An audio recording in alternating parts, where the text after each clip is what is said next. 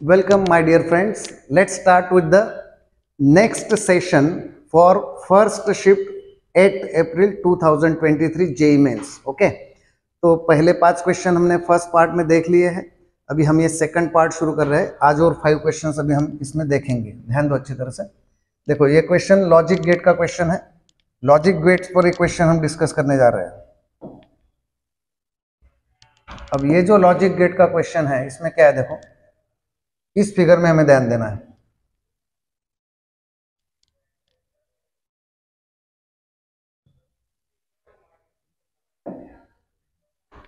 ये देखो logic gate का क्वेश्चन हम देख रहे हैं.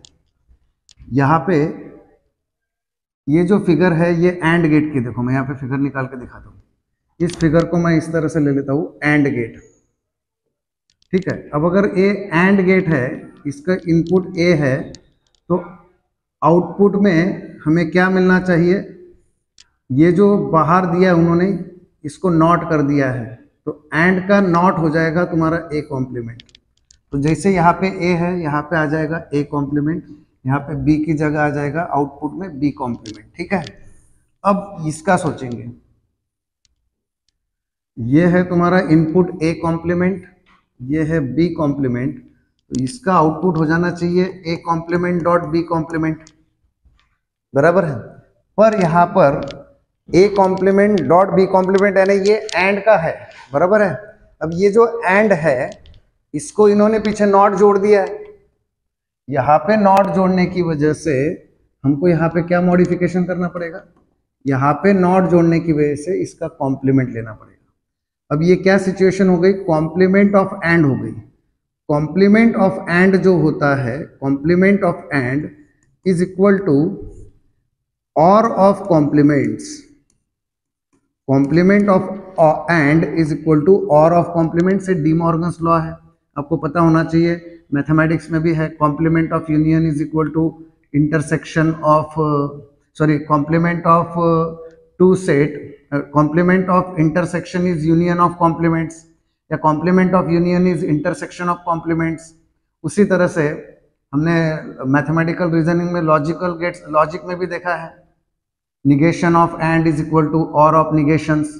उसी तरह से लॉजिक गेट्स में complement of and is or of complement. अब ये complement of complement set A हो जाएगा, complement of complement set B हो जाएगा, यानी फाइनल आउटपुट आया तुम्हारा ए प्लस बी. यानी ये पूरी सर्किट जो है यहाँ पे कौन से गेट की है, और गेट की है. तो हमें अभी आउटपुट और गेट मिल गया. अब हमारा इनपुट टेबल और आउटपुट टेबल का हम रिलेशन देखेंगे. इनपुट टेबल देखेंगे, और गेट का ये वर्कआउट है. इनपुट में देखो सबसे पहले 0 से 1, 0 0 दिया है. 0 0 का मतलब फाइनल आउटपुट 0 होगा. 0 और 0 0, तो यहाँ पे 1 और 2 ये ऑप्शन है, यानी ये दोनों तो चले गए क्योंकि ये ट्रू हो गया, +1 हो गया. ये तो ऑप्शन आएगा ही नहीं.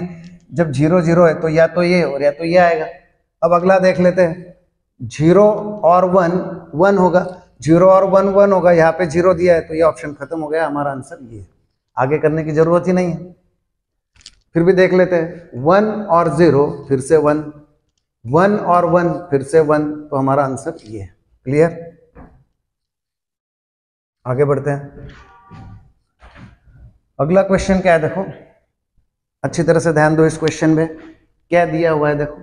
The engine of a train is moving with some speed. The engine of a train is moving with speed 10 meter per second towards a platform, sounds a whistle at frequency 400 hertz. एक engine दिया हुआ है, train दिया हुआ है. एक train है जिसकी फ्रीक्वेंसी है 400 हर्ट्ज विसल की. कुछ स्पीड से वो प्लेटफॉर्म की तरफ बढ़ रही है. यहाँ पे प्लेटफॉर्म पे एक पर्सन है, प्लेटफॉर्म की तरफ ट्रेन बढ़ रही है.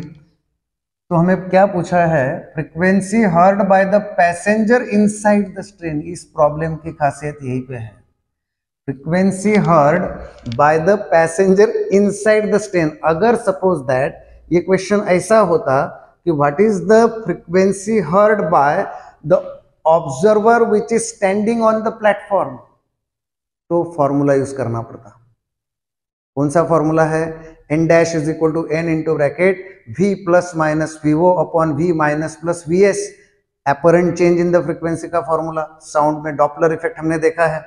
तो अगर यही क्वेश्चन प्लेटफॉर्म पे जो पर्सन खड़ा है उसके लिए होता तो फॉर्मूला हो जाता n dash is equal to n into bracket v plus minus vo upon v minus plus vs। पर यहाँ पे क्वेश्चन की खासियत ये है कि उन्होंने पूछा है पैसेंजर इनसाइड द ट्रेन। अब पैसेंजर इनसाइड द ट्रेन जो है उसको वही फ्रीक्वेंसी सुनाई देगी जो व्हिसल ने ब्लो की हुई है, व्हिसल ब्लो की हुई है तो उसको भी 400 हर्ट्ज की फ्रीक्वेंसी सुनाई देगी। इस प्रॉब्लम में सिंपल लॉजिक था। आगे चलते हैं। अब ये किसका प्रॉब्लम है देखते हैं। Graphical variation of electric field versus distance, बहुत अच्छा सिंपल फॉर्मूला बेस्ड क्वेश्चन है। देखो मैं तुम्हें एक्सप्लेन करके देता हूँ ये क्वेश्चन अच्छी तरह से। यहाँ पे ये स्फीयर दिया हुआ है, एक स्फीयर हमारे पास है, ये रेडियस है। हम क्या करते हैं, ओरिजिन से एक पॉइंट P ले लेते हैं जिसका डिस्टेंस स्मॉल r कंसीडर करेंगे। तो अगर पॉइंट P इनसाइड होगा तो r लेस देन r हो जाएगा, सरफेस पे होगा तो r is equal to r, और आउटसाइड होगा तो r ग्रेटर देन r हो जाएगा। तो इलेक्ट्रिक इंटेंसिटी के लिए हमेशा ध्यान में रखना है, inside surface electric intensity is always directly proportional to r, और outside surface electric intensity is always inversely proportional to r square. बस यही पे हमारा आंसर आ गया। Inside surface of the sphere electric intensity is directly proportional to r, और outside inversely है। अब इनसाइड और आउटसाइड का देखेंगे, यहाँ पे ये जो पहला पॉइंट है ये सारे इनसाइड है, और अगला वाला जो है वो आउटसाइड के लिए है, और ये जो पॉइंट है ये सरफेस का पॉइंट है, r is equal to r। ठीक है, तो आगे हम क्या करेंगे, ऐसा कौन सा ग्राफ है जिसमें inside E is directly proportional to R दिखाई दे रहा है। क्लियर कट पहला ग्राफ है। देखो पहले ग्राफ में inside E is directly to R आ रहा है, और दूसरे ग्राफ में E is inversely to R square आ रहा है। यही इसका आंसर है। ठीक है, आगे बढ़ते हैं। थ्योरेटिकल क्वेश्चन है, सिर्फ नॉलेज बेस्ड है, आप डायरेक्ट आंसर इसका रट्टा मार लीजिए।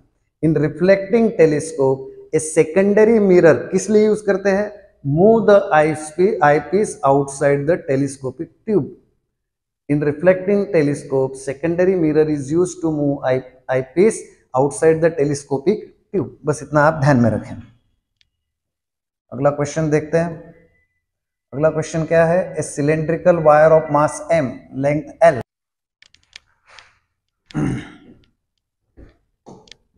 अगला क्वेश्चन डिस्कस करते हैं। A cylindrical wire of mass 0.4 plus minus 0.01 length radius दी हुई है, मैक्सिमम एरर पूछा है डेंसिटी में। तो ये फॉर्मूला किसका है, डेंसिटी का फॉर्मूला है। डेंसिटी इज इक्वल टू क्या आ जाएगा, मास अपॉन वॉल्यूम, और वॉल्यूम ऑफ सिलेंडर होता है पाई r स्क्वायर l। तो डेंसिटी का जो रिलेटिव एरर होगा वो इस तरह से होगा, delta m upon m plus 2 delta r upon r plus delta l upon l into क्या 100। इसी से आया हुआ है मेजरमेंट का हमारा फॉर्मूला। यहाँ पे तुम्हें देखो डेल्टा m दिया है 0.01 और ये 0.4 दिया हुआ है, डेल्टा r दिया है 0.03 अपॉन 6 और ये दिया हुआ है 0.04 अपॉन 8 इंटू 100। अगर आप ये कैलकुलेशन करेंगे तो आपको मिल जाएगा आपका आंसर।